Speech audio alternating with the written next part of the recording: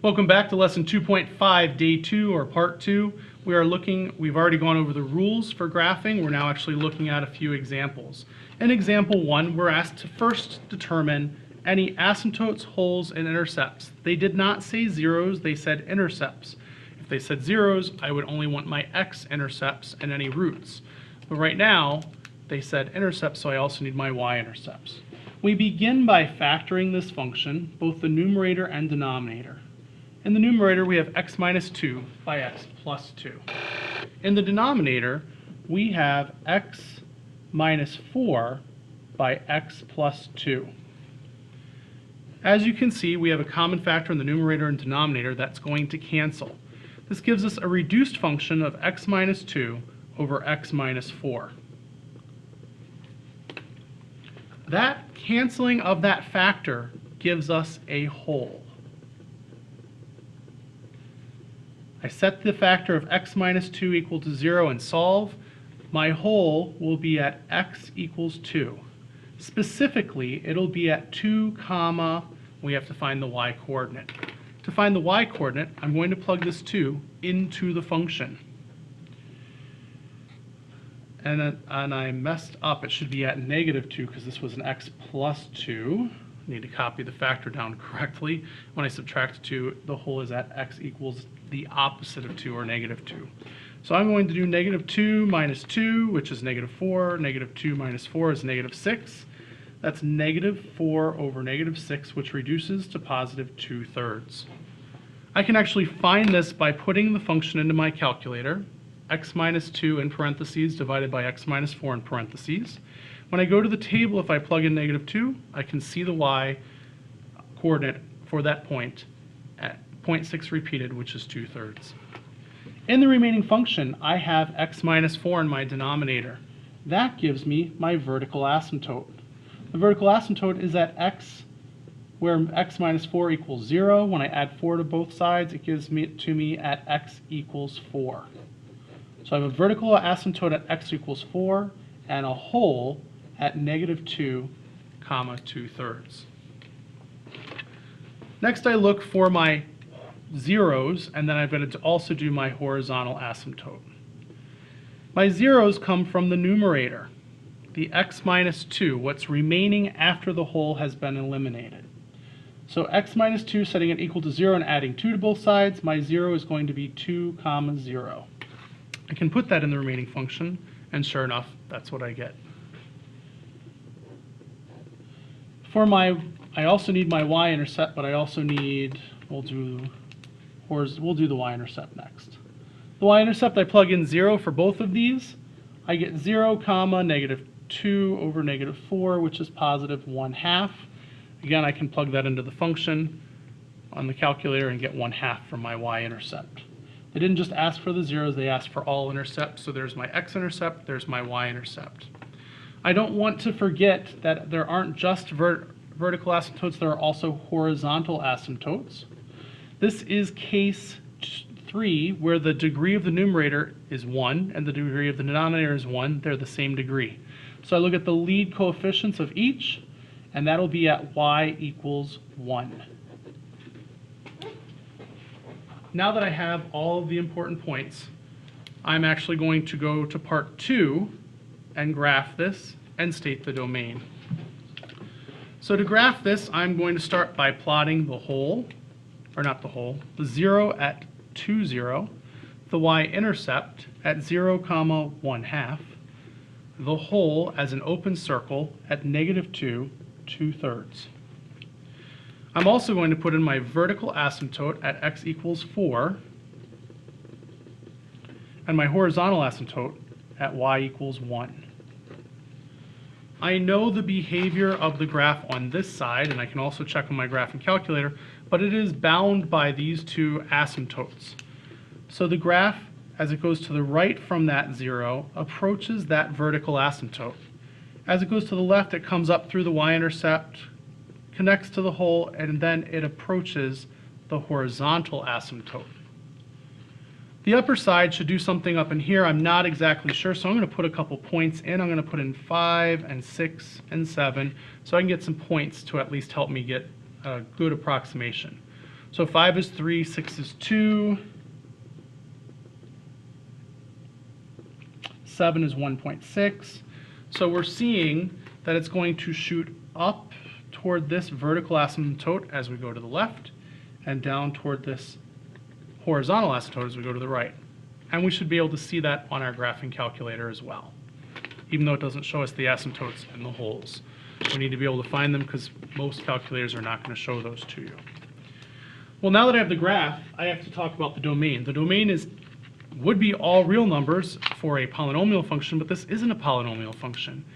It is all these x's going left and all these x's going right forever, but it doesn't have an output at negative 2, and it doesn't have an output at 4, coming from the domain restrictions from the equation. The original denominator has set those domain restrictions. So in interval notation, our domain is from negative infinity up to, but not including negative 2, joined with negative 2 up to, but not including 4, and then again from 4 to infinity. So it does not include the value of 4, which is our vertical asymptote. It does not include the value of negative 2, which is our hole. The domain is interrupted for these types of functions, interrupted by vertical asymptotes and holes. Now they're not asking for the range, but when they're asking for the end behavior, it's kind of related to the range. I'm not going to do the range, I'm going to do the end behavior. We're talking about the y's. I don't care what happens in here, yes, there's a 0, yes, it does these things, but as I go left infinitely, is it shooting up infinitely, down infinitely, or is it limited by something? In this case, the end behavior is limited by the horizontal asymptote. If there wasn't a horizontal asymptote, this graph would shoot up infinitely as I go to the left and down infinitely as I go to the right. But there is a horizontal asymptote. And so as I go more and more values of x, this line gets closer and closer to my horizontal asymptote of y equals 1. As I go to the right infinitely, this line gets closer and closer to that same horizontal asymptote.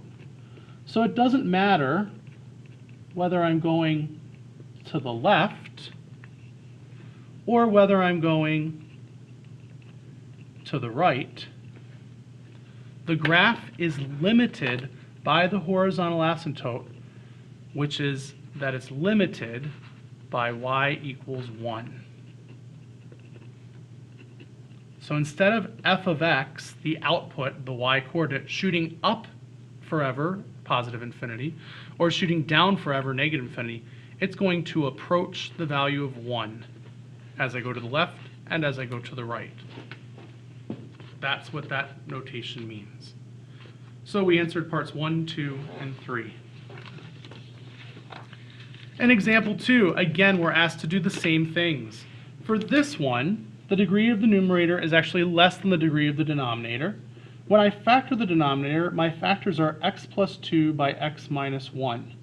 There are no common factors that will cancel, so there are no holes. In terms of vertical asymptotes, I have x equals negative 2 and x equals positive 1, setting those denominator values equal to 0. In terms of my x-intercept, or 0, I set my numerator equal to 0, x equals 0. For my y-intercept, I plug 0 in. I have 0 over negative 2, which is also 0.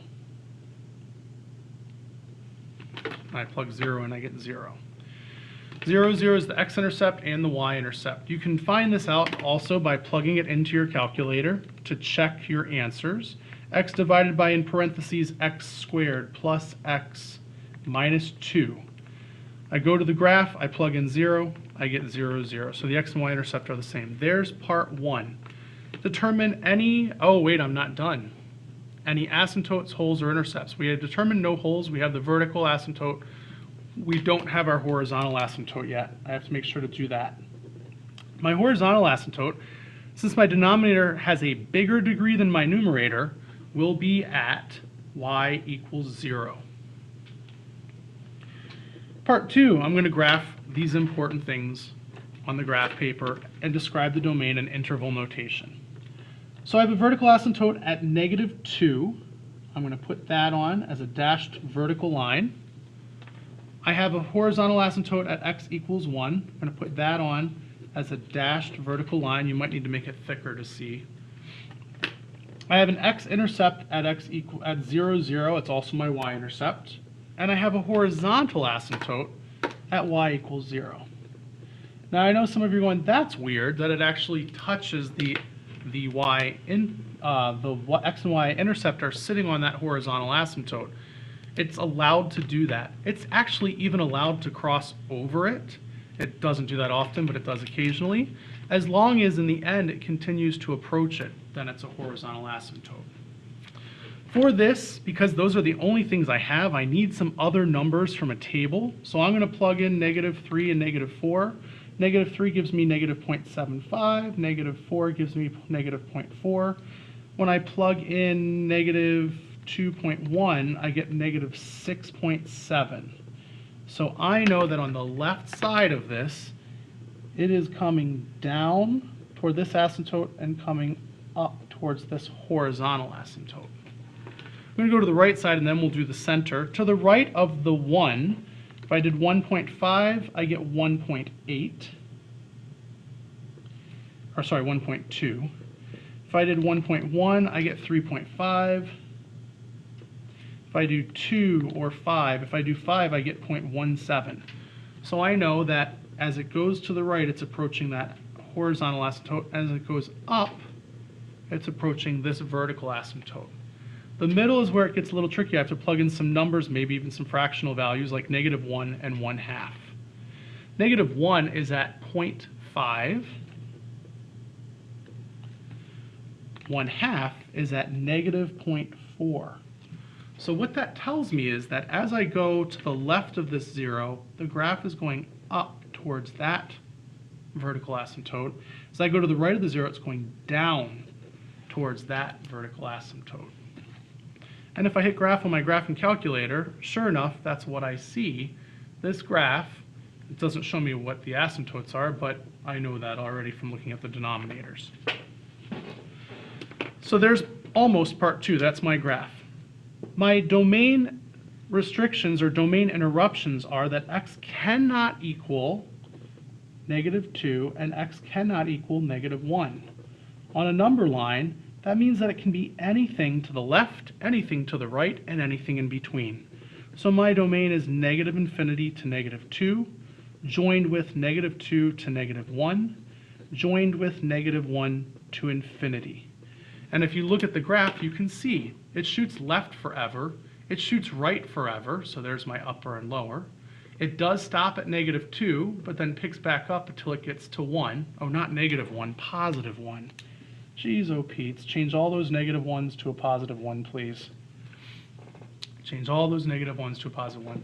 Between -2 and +1, there's a function. At 1, there's not. And then to the right of 1, there's a function again. There's a graph.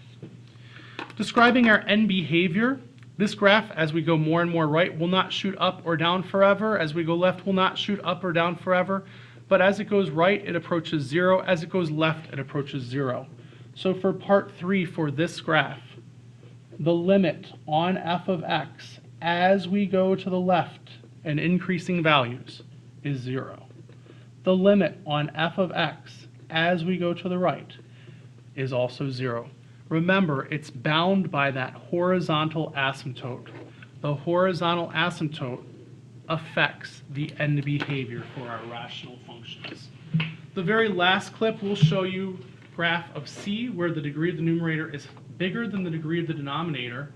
That's where we have to be really careful for those slant asymptotes. This is the new concept.